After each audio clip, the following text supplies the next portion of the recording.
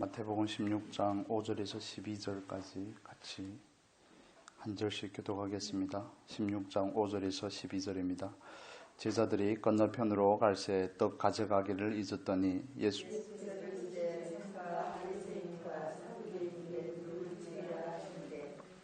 제자들이 서로 의논하여 가로되 우리가 떡을 가져오지 아니하였도다 하거늘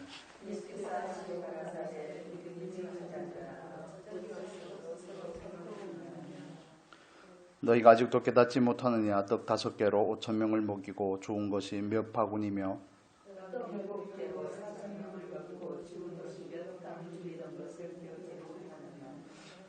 어찌 내 말한 것이 떡에 관함이 아닌 줄을 깨닫지 못하느냐. 오직 바리새인과 사두개인들의 누룩을 주의하라 하시니 그제야 제자들이 떡의 누룩이 아니요 바리새인과 사두개인들의 교훈을 삼가라고 말씀하신 줄을 깨달으니라. 아멘. 마태복음에서 16장과 17장은 중요한 예수님의 메시아 되심에 대해서 증언하는 내용으로 가득 차 있습니다. 베드로의 그 유명한 고백도 우리가 다음 주에 살펴보겠지만 마태복음 16장 16절에 있죠. 메시아는 어떤 메시아인가를 16장과 17장에서 말씀해 주고 있고 그 메시아가 16장에 들어와서 비로소 예수님의 죽으심과 부활하심에 대한 이야기들을 하기 시작을 합니다. 오늘 본문의 말씀은 16장 1절부터 시작을 하는데 바리새인과 사두개인들이 한 통속이 되어서 과거의 원수가 오늘날의 동지가 되는 겁니다. 공통적인 경계 대상인 예수님께서 나타나셨기 때문에 바리새인과 사두개인들은 상극이었는데 그들이 합세해서 예수님에게 와서 예수님을 시험하고자 합니다. 세 번의 성경에서 평행본문이라고 그러죠. 마가복음 8장 11절에는 이렇게 나와 있습니다. 바리새파 사람들이 나와서는 예수에게 시비를 걸기 시작하였다. 그들은 예수를 시험하느라고 그에게 하늘로부터 내리는 표징을 구하였다. 그렇습니다. 바리새인과 사두개인들이 예수님께 나온 것은 예수님께 하늘로부터 오는 표적을 보여주라고 하신 것은 믿기 위해서가 아니죠. 시비를 걸려고 했다고 표현을 합니다. 힐난하여 이렇게 개역성경에도 번역이 됐는데 그건 논쟁하고자 하는 것입니다. 그래서 예수님께서 그들에게 말하죠. 500여의 기적도 보고 700여의 기적도 보고 정말 무수한 기적들을 그들이 경험을 하고 간접적으로 보았음에도 불구하고 그들은 믿으려고 나온 것이 아니라 예수님께 시비를 걸기 위해서 나오고 정말 하늘로부터 오는 기적을 보여주면 우리가 내가 메시아인 것을 믿겠다 이렇게 표현을 하는데 예수님은 그들의 그 관계를 간파하시고 우리 본문에는 없는데 킹 제임스 성경에만 이런 부분이 있습니다. 3절의 말씀에 보면 아침에 하늘이 붉고 흐리면 오늘은 날이 굳겠다 하나니 너희가 천기는 분별할 줄 알면서 시대의 표적은 분별할 수 없느냐. 여기 너희가라는 그 표현 앞에 이런 표현이 있습니다. 오 너희 위선자들아. 바리새인과 사두개인들을 향해서 예수님께서 위선자들이라고 말하는 겁니다. 너희들은 정말 믿으려고 나온 것이 아니라 나를 시험하러 온 것이고 이렇게 보여준 많은 기적들을 보여줘서도 믿지 않는 너희들에게는 오직 요나의 기적밖에 없다는 것이죠. 그건 예수님의 십자가와 부활의 사건을 의미하는 겁니다. 10분까지 나눠야 되는데 누가복음의 말씀을 보겠습니다. 누가복음 16장 31절의 말씀을 보겠습니다.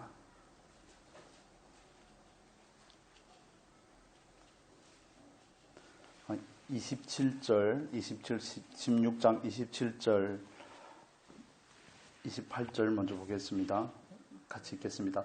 가로되 그러면 누구 구하노니 아버지여 나사로를 내 아버지의 집에 보내소서. 내 형제 5이 있으니 저희에게 증거하게 하여 저희로 이 고통받는 곳에 오지 않게 하소서. 31절입니다. 가로되 모세와 선지자들에게 듣지 아니하면 비록 죽은 자 가운데서 살아나는 자가 있을지라도 고난을 받지 아니하리라 하였다 하시니라. 아멘. 사실 표적을 봐서 믿음이 생기는 것이 아니라는 것입니다. 그 십자가의 부활이라는 그 사실을 받아들이는 것은 물론 성령의 절대적인 은혜가 있지만 그러나 마음에 작정하고 믿고자 하지 않는 사람에게 있어서는 예수님께서도 별 수가 없다는 것을 의미해 주고 있습니다. 그래서 그 부자에게 그렇게 말하죠. 나사로가 살아나서 다시 돌아가면 내 형제들이 여기 오지 않을 수 있지 않겠습니까? 그러니까 예수님께서 하신 말씀이 있죠. 모세와 선지자들에게 듣지 아니하면 부활한 사건을 본다고 해서 그들에게 믿음이 생기는 것이 아니라고 말하는 것입니다. 그래서 로마서 1장에서는 믿지 않는 책임이 누구에게 있다고 말하죠? 우리에게 있다고 말합니다. 각자 개인에게 있다고 말합니다.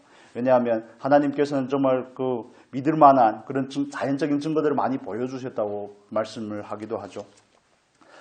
본문으로 돌아와서 예수님께서 이 바리새인과 사두개인들의 이런 시험에 대해서 오직 요나의 표적밖에는 보여줄 것이 없다고 십자가와 부활의 사건을 암시하면서 그들을 떠나가십니다. 떠나가시면서 제자들에게 그런 말씀을 하시죠. 바리새인과 사두개인들이 누룩을 주의하라. 바리새인과 사두개인들이 누룩이 뭘까요? 바리새인과 사두개인들의 누룩은 곧 그들의 교훈입니다. 그렇죠? 그 교훈은 누가복음 12장 1절의 말씀을 보면 이렇게 나와 있습니다. 누가복음 12장 1절 같이 읽겠습니다. 그 동안에 무리 수만 명이 모여 서로 밟힐 만큼 되었더니 예수께서 먼저 제자들에게 말씀하여 가라사대 바리새인들의 누룩 곧 외식을 주의하라. 성경에서 분명히 꼬집어서 말씀해주고 있죠. 바리새인의 누룩은 뭐라고요? 외식이라고 말합니다. 외식.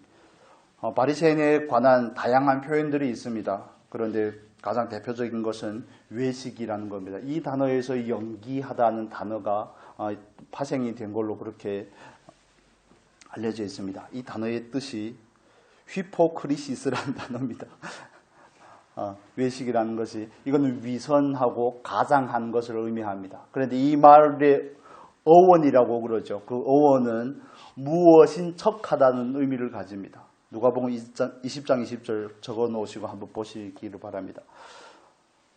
자기가 그렇지 않음에도 불구하고 무엇인 척 가장하는 것, 무엇과 같이 꾸미는 것, 속이는 것. 그래서 위선이라는 것, 곧 외식이라는 것은 어떤 것이 포함이 되어 있는 것이죠. 외식은 뭐가 포함이 되어 있습니까? 거짓이 포함이 되어 있는 겁니다. 이건 마귀의 일입니다. 거짓은 마귀의 일이죠.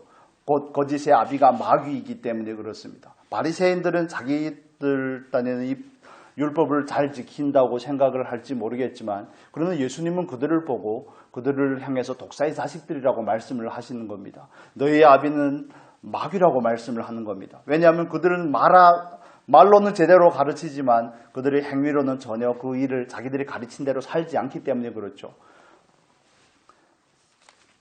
바리새인들의 그 특징은 외식입니다. 이 외식이라는 이 표현은 마태복음 6장에 가면 이렇게 나타나 있습니다. 예수님께서 그 유대인들의 경건에 대해서 경계를 하시면서 이렇게 말씀을 하시죠. 5절만 읽겠습니다. 6장 5절 같이 읽겠습니다.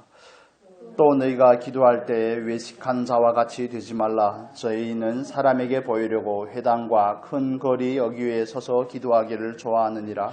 내가 진실로 너희에게 이르노니 저희는 자기 상을 이미 받았느니라.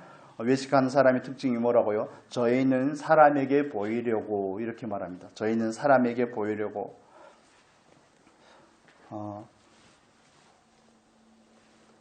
여러분 적어 놓으시기를 바랍니다. 요한복음 12장 43절에 보면 이런 표현이 있습니다. 제가 읽어드리겠습니다. 요한복음 12장 43절 여러분 많이 찾을까봐 12장 43절에 보면 이렇게 말씀합니다. 42절 43절 그러나 관원 중에도 저를 믿는 자가 많되 바리새인들을 인하여 드러나게 말하지 못하니 이는 추례를 당할까 두려워함이라. 저희는 사람의 영광을 하나님의 영광보다 더 사랑하였더라. 이렇게 표현을 합니다. 바리새인들의 그 외식은 사람에게 보이려고 살아가는 사람들이고 하나님의 영광보다는 자기의 영광을 구하는 것입니다. 그래서 그들에게 있어서 모든 종교적인 행위의 결과는 자기 자랑입니다. 결과적으로는 자기가 그 영광을 얻고자 하는 것이죠. 정말 유대인들의 그 세 가지의 경건의 표지가 아닙니까? 금식하는 것, 그리고 기도하는 것, 구제하는 것. 그런데 그들은 그런 일을 하면서 있어서도 모든 것이 다 자기를 위해서 하는 겁니다. 사실 바리새인의 누룩과 사두개인들의 누룩은 오늘날의 교회 안에도 만연해 있는 모습들을 봅니다. 우리 또 그런 부분에 있어서 정말 경계를 가져야 될 줄로 믿습니다. 예수를 믿는다는 것은 안으로부터의 변화를 의미하는 것이 그 존재가 변화되는 것을 의미하는 것이 외적인 행위를 가지는 것을 의미하지 않습니다. 외적인 행위를 가진다고 해서 그 사람이 정말 하나님을 사랑하는 것이냐 이렇게 말할 수가 없다는 것입니다. 그 마음의 중심에서 하나님을 사랑하는 사람이 외적인 행위가 있을 수 있지만 그러나 외적인 행위를 가졌다고 해서 그 사람이 하나님을 사랑한다고 말할 수가 없는 것입니다. 그런데 오늘날에도 이런 부분에 있어서 우리가 경계를 가지지 않으면 정말 속아 넘어가기가 너무 쉽다는 것입니다. 그래서 교회에서도 점점 보면 외적인 것을 많이 강조합니다. 마귀는 끊임없이 말씀을 왜곡하고자 하는 것이죠. 그래서 그 진리를 왜곡해서 본질을 놓치게 하는 것입니다. 하나님 앞에서 그 외형적인 모습보다는 그 마음에 가진 그 중심이 더 중요하다는 사실을 성경에서 분명히 우리에게 말씀해 주고 있는데 사람에게 하듯 하지 말고 하나님께 하듯 하라고 말씀을 하시죠. 하나님은 외모를 보지 아니하고 무엇을 본다고요? 중심을 본다고 다 아는 얘기가 아니겠습니까? 그럼에도 불구하고 그들은 자기들의 외식에 대해서 전혀 알지 못한다는 데 있습니다. 이건 우리도 가져야 될 경계인데 하나님 앞에서 자기 자랑과 자기 자긍이 우리 안에서 점점 쌓여가다 보면 자기의가 쌓여가다 보면 자기의 모습을 바르게 인식할 수가 없습니다. 왜냐하면 그 의롭게 나타나는 모습이 자기라고 착각을 하게 되는 부분들이 있기 때문에 그렇습니다. 우리도 하나님 앞에서 이런 경계를 가지실 수 있기를 바랍니다. 우리는 하나님 앞에서 살아가는 겁니다. 사람 앞에 살아가는 게 아니죠. 우리는 하나님의 영광을 위해서 사는 거지 사람의 영광이나 사람의 칭찬을이나 인정을 받고자 살아가는 것이 아니라는 것을 이해를 하셔야 됩니다. 그래서 교회 안에서도 이런 바리새인의 누룩, 이런 외식들이 교회 안에 들어오면 기독교는 종교가 아니죠. 기독교는 생명입니다. 기독교는 진리이고 기독교는 사랑이죠. 그런데 이런 바리새인의 그런 누룩들이 그 본질을 훼손시키는 것들이 교회 안에 들어오면 모든 것이 다 행위 중심적으로 바뀝니다. 행위 중심적으로 바뀐다는 그 의미는 수단은 있지만 본질이 없다는 것을 의미합니다. 외적으로는 점점 더 화려해지고 외적으로는 점점 모든 것을 갖춰가지만 그러나 거기에는 내용물이 없다는 것을 말하는 거죠. 안고 없는 찐빵이라고 그러지 않습니까? 정말 그 껍데기만 있는데 내용물은 없다는 것입니다. 그래서 우리가 예배 자리에 나올 때도 마찬가지죠. 예배 자리에 나올 때도 나는 정말 중심으로 나오는지 아니면 몸만 여기 있고 아직 마음은 다른 데 있는지 생각은 다른 데 있는지 이런 부분들이 굉장히 중요한 부분의 문제입니다. 저 처음에 신앙생활할 때 몸은 교회에 가 있는데 생각은 다른 데 가 있고 하는 이런 경험들을 너무 많이 하다 보니 처음에는 그래도 교회만 와서 출석을 하면 되는 줄 알았습니다.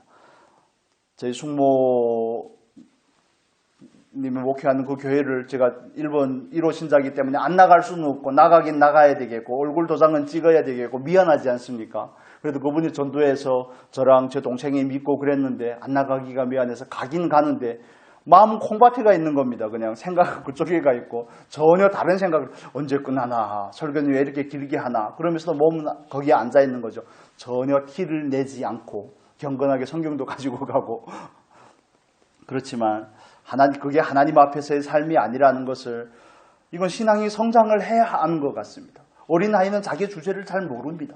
자기가 어떤 상황인지에 대해서 전혀 알지 못합니다.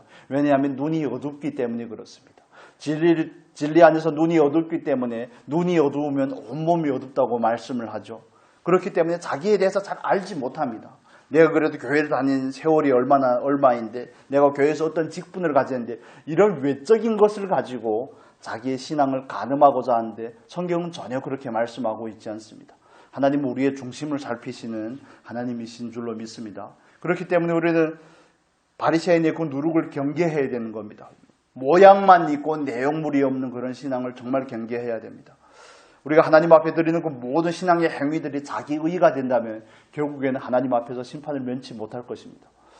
정말 누가복음 18장에 나오는 그 세리의 기도와 그 바리새인의 기도는 얼마나 현명한 대조를 이룹니까? 세리는 하나님 앞에 나와 성전에 나와서 정말 머리도 들지 못하고 주여 나를 불쌍히 여겨주소서라고 기도하는데 바리새인은 자기가 하나님 앞에 했던 그런 것들을 자랑들을 열거하죠. 예를 들면 그들이 대표적으로 자랑하는 게 있지 않습니까? 나는 회향과 정말 그 작은 양념에까지도 11조를 드리는 그런 거, 일주일에 2번씩 금식을 하는 그런 경건 생활에 대한 그런 부분들을 자랑을 하는 것입니다. 옷수를 기르게 해서 사거리에서 일부러 큰 소리로 기도하고 내가 기도하는 걸 다 보라는 거 아니겠습니까? 그런데 예수님께서는 그들을 신랄하게 책망을 하십니다. 오죽하면 마태복음 23장이라는 전 한 장을 할애해서 그들에 대해서 7번이나 너희에게 화가 있다고 그렇게 말씀을 하시겠습니까? 우리가 이 부분에서 경계를 가져야 되는 것입니다. 나는 하나님 앞에서 중심으로 하는 사람인지 아니면 외모로만 하는 사람인지 정말 속기 쉬운 부분입니다. 우리가 육체를 가지고 살아가기 때문에 외모나 겉모습을 보이지 않습니까? 그런데 우리 속은 안 보이거든요.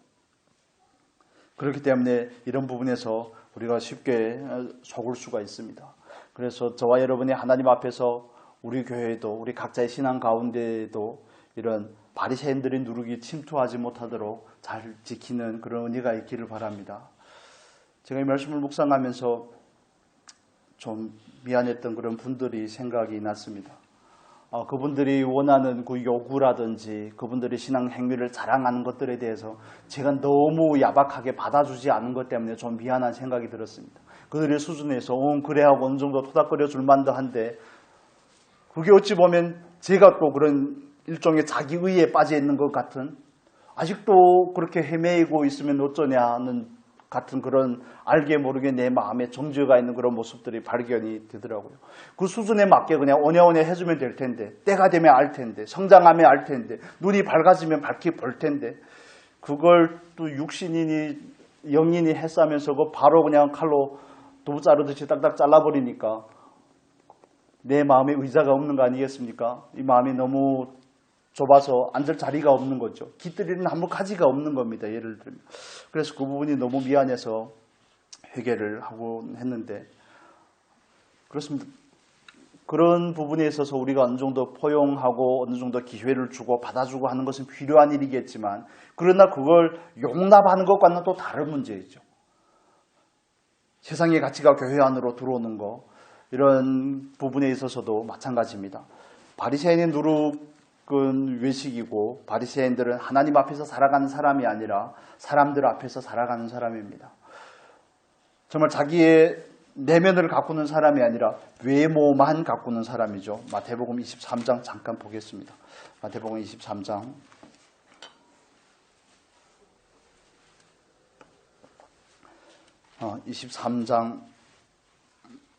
3절에서 5절 보겠습니다. 3절에서 5절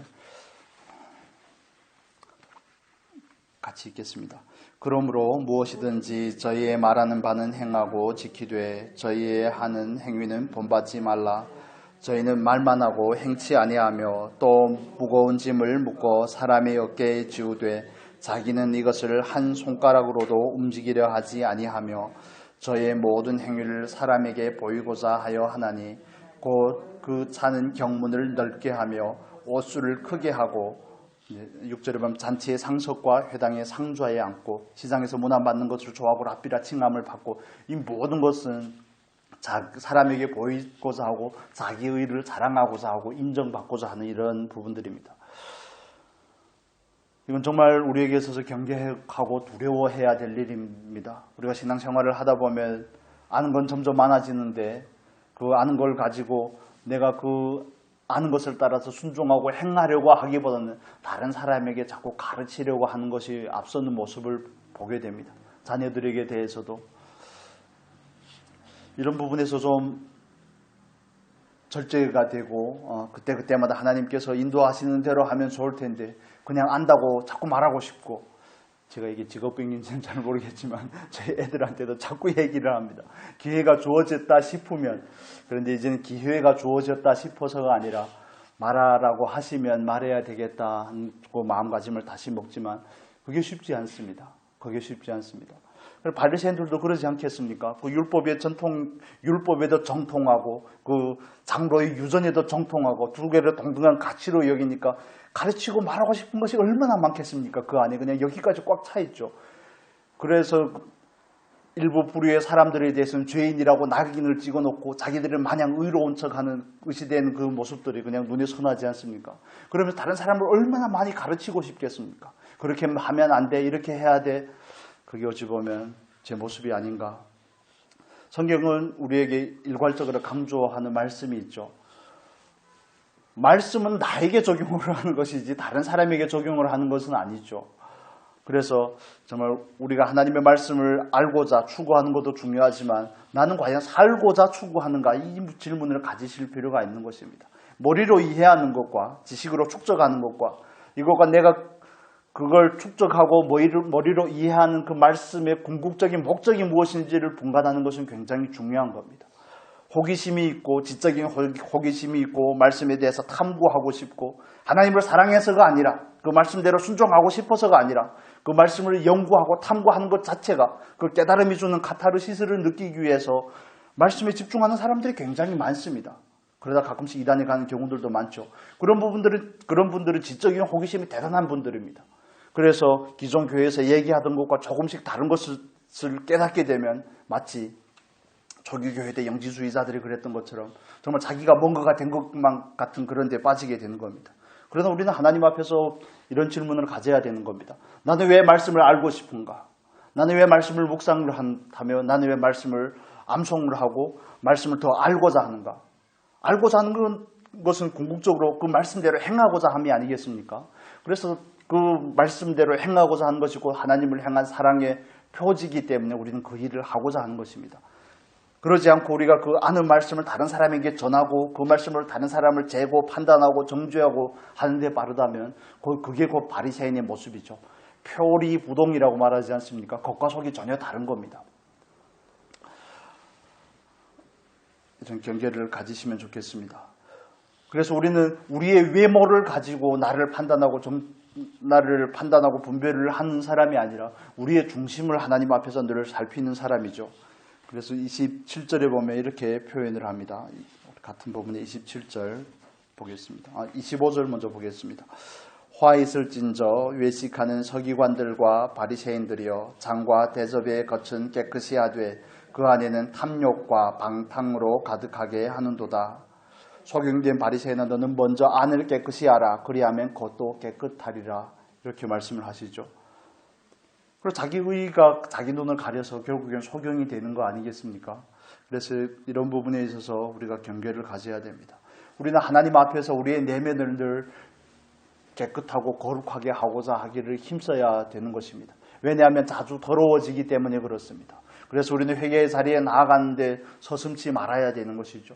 그 회개를 통해서 하나님 앞에 또 결단하는 그 반복적인 행위를 통해서 하나님께서는 우리의 성화를 이루어 가시고 우리의 내면을 점점 깨끗하게 만들어 가십니다. 그러지 않고 자기의 그런 외적인 행위에 도취되어 있으면 정말 이 함정에 빠지기 딱 좋은 게 정말 경계를 가져야 될 부분들입니다. 목회자는 좀 이 함정이 좀 더 심한 것 같다는 생각을 많이 하게 됩니다. 사람이 귀가 속마음이 정말 이게 귀가 얇다고 그런가요? 귀가 얼마나 얇은지 다른 사람이 막 한마디 칭찬에 아주 그냥 구름 위로 걷다가 한마디 비난에 지옥 가장 밑바닥까지 떨어졌다가 이런 모습들. 그런데 그 인정을 받고 싶은 욕구에 대해서 정리하고자 하지 아니하면 이 근본적인 문제가 해결이 되지 않는 겁니다. 제가 중국에 처음에 갔을 때 그 이복유 목사님한테 같이 가서 북경에서 사역한다고 거기에 갔을 때 이복유 목사님은 설교를 하는데 사모님이 통역을 하든지 제가 통역을 하고 하니까 이게 아무래도 매끄럽지 않겠잖아요. 그러다가 오전에는 이복유 목사님 강의하고 오후에는 제가 뭐 잘 안 되지만 저도 잘 안 되는 중국어지만 중국어를 하고 그러니까 막 여기저기에서 듣기 좋은 소리들을 하는 겁니다. 그리고 마음이 갑자기 막 이상해지는 겁니다. 여러분 그 느낌 여러분 잘 모르십니까? 마음이 싹 이상해지는 겁니다. 야, 그 느낌이 정말 묘하더라고요. 은근히 아니라고 그러면서 은근히 즐기는, 그래야 그게 제 맛입니다. 아닙니다. 그렇게 하면서 은근히 이렇게 즐기는 그런 모습을, 그러면서 그런 모습이 발견이 돼서 너무 놀라서 처음에는 은근히 몰래 즐기다가 그게 너무 발견이 돼서 너무 놀라가지고 그래서 정말 다른 사람들이 칭찬을 하면 하나님 욕으로 받겠습니다. 이렇게 자기 마음을 다스리려는 일환으로 그렇다고 해서 잘 다스려지는 것은 아니더라고요. 그래서 그런 부분에 있어서 필요한 것은 날마다 십자가로 나아가는 거죠. 그 소욕에 대한 거절함이 없이는 그 문제가 해결이 되지 않습니다. 이 사람의 마음이 얼마나 간사한지 모르겠습니다. 좋은 음식을 먹으면 계속 좋은 것을 먹고 싶고 내가 언제 김치에다 밥만 먹었던 사람이 아닌 것 마냥 이렇게 생각을 하는데 그런 게 착각이 아니겠습니까? 그래서 28절 읽겠습니다. 28절 이와 같이 너희도 겉으로는 사람에게 옳게 보이되 안으로는 외식과 불법이 가득하도다. 이걸 회칠한 무덤이라고 그러지 않습니까? 그래서 우리는 내면을 가꾸기에 힘써야 될 줄로 믿습니다. 바리새인은 여기까지만 하고 사두개인에 대해서 살펴보겠습니다. 마가복음 8장 15절에 가면 마태복음과 같은 그 평행 16장과 같은 평행 본문에서는 마태복음에서는 바리새인과 사두개인이 누룩 이렇게 표현을 하는데 마가복음 8장 15절에 가면 바리새인과 헤롯의 누룩을 조심하라 이렇게 표현을 합니다. 즉 다른 의미로 하면 제가 이해하는 바로는 사두개인의 누룩과 헤롯의 누룩은 같은 성질을 가지는 것입니다. 왜냐하면 우리가 성경을 통해서도 알 수 있지만 사두개인들은 철저한 현실주의자들입니다. 세속주의자들이죠. 그래서 바리새인들은 그들을 보면서 속물이라고 그러고 사두개인들을 보면서 속물이라고 그러고 사두개인들을 바리새인들을 보면서 광신자라고 그러는 것이죠. 그래서 그 사두개인들은 부활을 믿지 않습니다. 영을 믿지 않고 심판을 믿지 않습니다. 영적인 세계 자체를 믿지 않는 것이죠. 그건 뭘 의미합니까? 그들은 세상에서 가장 높은 기득권을 가진 사람들입니다. 대제사장을 위주로 한 그 사두개인 그 집단들은 헬라가 유대를 점령할 때면 헬라이가 바로 붙습니다. 그리고 로마가 또 다시 헬라를 정복하고 할 때는 또 로마이가 바로 붙고 정말 철저한 기회주의자들이고 철저한 세속주의자들입니다. 이 세상에만 오직 소망을 두고 살아가는 것이죠. 그러나 오늘날 교회 가운데도 이런 사두개인의 교훈과 같은 그런 가르침들이 들어오게 되면 그리스도인은 더 이상 영생을 가지고 사는 사람이 아닙니다. 영원한 소망을 가진 사람이 아니라 이 땅의 모든 것을 걸고 올인하는 사람으로 바뀌게 됩니다. 정말 비극적인 사실입니다. 우리가 하나님 앞에서 이 부분에 있어서 진지한 질문을 가지시면 좋겠습니다. 그건 나에 대한 존재의 인식과 직접적으로 연결이 되는 겁니다. 우리가 하나님 앞에서 영적인 존재가 되었는데 새로운 피조물이 되었는데 우리는 우리의 본향을 사모하는데 그래서 히브리서 11장에서 그렇게 말하지 않습니까? 아브라함이 자기 고향에 돌아가고 싶었더라면 얼마든지 돌아갈 기회가 있었지만 그는 한 성을 바라심이라. 영원한 그 한 성을 바라는 거 아니겠습니까? 본향을 사모하는 그 마음이 그로 하여금 바빌론으로 갈대아우르로 다시 돌아가지 않게 하였다고 그렇게 성경은 우리에게 증언하고 있습니다. 그렇습니다. 우리는 속으면 안 되는 것입니다. 육신은 날마다 후패져가고 언젠가는 끝이 있습니다. 어찌 보면 태어남은 그 마지막에 죽음을 향해서 달려가는 것이 아닌가 하는 생각을 할 정도로 언젠가는 끝이 있고 우리는 언젠가는 그 나라로 옮겨가야 되는데 마치 이 세상이 전부인 것 마냥 살아간다는 것은 정말 굉장히 위험한 일이죠. 그래서 기독교 교회 안에 기복주의가 만연하게 되는 겁니다. 내세에 소망을 둔 사람이 이 세상의 물질에 그렇게 목숨을 걸겠습니까? 좋은 직장, 좋은 대학, 좋은 집, 좋은 차, 좋은 결혼관계 물론 중요하죠. 물론 하나님께서 주시는 축복이고 은혜인 것에는 사실 변함이 없지만 사실이지만 그러면 그게 목적이 아니라는 것을 성경은 우리에게 반복해서 말해주고 있죠. 예수님께서 분명히 말씀하지 않습니까? 너희가 먼저 구해야 될 것은 내가 너희들에게 더 해줄 것이 아니라 하나님의 나라와 하나님의 의라고 말씀을 하는 거죠. 그렇습니다. 그런데 오늘날의 교회에서는 정말 영생에 대해서, 천국과 지옥에 대해서, 죄에 대해서, 회개에 대해서, 성령에 대해서, 성령을 쫓아 행함에 대해서, 표대를 향해서 나아가고 부름의 상을 바라보며 쫓아감에 대해서 물론 얘기를 하겠지만 얘기하지 않는데도 허다하다는 사실에 우리는 경계를 가져야 됩니다. 우리는 영원한 나라를 바라보며 이 땅을 살아가는 겁니다. 그래서 우리는 성도죠. 구별된 무리입니다. 그런데 그 사두개인들이 그 교훈이 세속주의적인 물결이 교회 안으로 들어오면 교회의 성도들은 그냥 모두 다 욕심꾸러기가 됩니다. 그 욕망이 가득 차서 하나님을, 예수님을 자기 만족과 자기 성취의 수단으로 이용하고자 하는 그 사두개인들의 그 모습이 우리들의 모습이 될 수 있음에 대해서 경계를 가져야 되는 것입니다. 무엇이 되었든 다 이용하고자 하고 그 소망을 내세에 두지 않고 금생의 것에 모든 것을 올인을 하는 그 그리스도인은 가장 불쌍한 그리스도인이죠. 그렇다면 그런 그리스도인들이 과연 부활을 믿을까요? 그런 그리스도인들이 과연 내세에 대한 소망이 있을까요? 사도 바울이 고린도전서 15장에서 말씀하는 것처럼 부활이 없다면 그리스도인은 정말 가장 불쌍한 사람 중에 불쌍한 사람이라고 그렇게 표현을 하지 않습니까? 그래서 내 안에는 어떤지에 대해서 우리가 경계를 가지시면 좋겠습니다. 나는 소망을 어디에다 두고 있는지, 내가 바라고 원하고 내가 추구하는 것은 어디에 초점이 맞추어져 있는지, 이 세상에서 건강이 나의 목적이 되어 있는지, 아니면 평안한 생활이 나의 목적이 되어 있는지, 평안한 노후가 나의 목적이 되어 있는지, 정말 무병장수하는 것이 목적이 되어 있는지, 하나님께서 그 생명을 연장해 주신다면 무병장수도 뭐 어려운 일이 아니지 않겠습니까?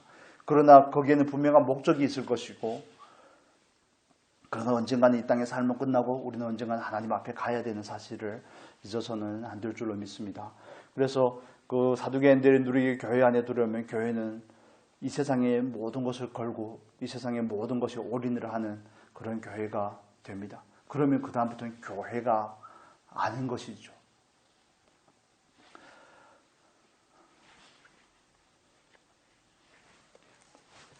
20분이 거의 돼서 말씀을 정리하겠습니다. 이제 새벽 예배를 드리다 보니까 이제는 45분부터 한 20분 정도까지, 50분에서 20분 정도까지 한 30분 안으로 말씀을 정리하고 20분부터 9시까지 기도하겠습니다. 너무 좋아하시네요.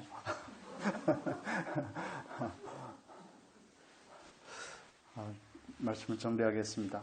이거 우리가 여러 번 나눴던 말씀이기도 하지만 정말 우리 하나님 앞에서 늘 내 안을 점검할 수 있는 그런 은혜가 있기를 바랍니다. 내 안은 어떻게 볼 수 있습니까? 다른 사람이 뭐라고 해서 볼 수 있는 것이 아니라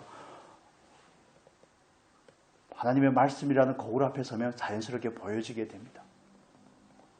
내가 말씀을 읽는 것이 아니라 말씀이 나를 읽는 것이죠. 그래서 말씀을 읽다 보면 내 안에 있는 그런 모습들이 드러나고 내 안에 있는 겉과 속이 다른 그런 모습들이 보여지게 되고, 그러면 우리는 주저함이 없이 하나님 앞에 나아가 그걸 회개하고 내 안을 날마다 주의 보혈로 하나님의 말씀으로 정결케 하는 은혜가 있어야 될 줄로 믿습니다. 그리고 우리가 경계해야 될 것은 세속주의입니다. 세속주의. 교회는 세상의 공동체, 세상의 그런 기관들이 아니죠. 교회는 우리는 다 영생을 향해서 나아가는 거룩한 성도로 부름을 받은 사람입니다. 저 요즘에 그런 고민들을 많이 합니다. 내가 과연 하나님 앞에서 하나님을 좋게 할지 사람을 좋게 할지, 정말 때로는 쓴소리를 해야 될지 말지에 대해서 고민을 많이 합니다. 그래서 때가 되면 하겠지만, 그래서 분명히 잘못 가고 계시는 분들이 있는데, 예를 들면 잘못 가고 계시는 분들이 있는데 거기에 대해서 내가 말하지 못한다면 내가 목회자가 맞는가 하는 이런 생각을 자주 하게 됩니다. 분명 그 정도에서 벗어나서 객길로 가고 있는데, 물론 권면의 방법이 문제가 있겠죠. 시간의 문제가 있고 방법의 다양성의 문제가 있겠지만, 그러나 분명히 말해야 될 것이라는 사실에 대해서 부담을 점점 느낍니다. 여러분, 그렇습니다. 우리는 이 땅을 목적하는 것이 아니라 그 나라를 목적하기 때문에 사두개인처럼 살아가는 삶을 우리는 절대 용납할 수가 없습니다. 그래서 성전 중심으로 살고 기득권 중심으로 살던 사두개인들은 기원 70년에 예루살렘 성전이 회파된 다음부터 사두개인들은 아예 종족을 감춰버립니다. 그래서 우리가 하나님 앞에서 나는 정말 이 세상에 소망을 두는 것은 아닌지, 영원한 나라에 소망이 있는지 또 분별을 해볼 수 있는 은혜가 있기를 바랍니다. 기도하겠습니다. 아버지, 우리 마음을 늘 살피는 은혜가 있게 하여 주옵소서. 주의 말씀으로 늘 우리 하늘 비추게 하시고 우리가 좀 하나님 앞에 그 모습 그대로 나아가 회개의 자리에 있게 하시고 날마다 주의 말씀을 먹고 정말 성령 안에서 늘 거룩하게 성화되어 갈 수 있도록 은혜를 더하여 주옵소서. 외모만 가꾸는 그런 형식주의자가 아니라 외식에 빠진 사람이 아니라 정말 겉과 속이 같이 하나님을 똑같이 사랑하고 온전한 중심을 가진 우리가 되게 하시고 우리의 소망을 하나님의 나라에 두고 살아갈 수 있도록 은혜를 더하여 주시옵소서. 아버지 감사하며 예수님의 이름으로 기도합니다.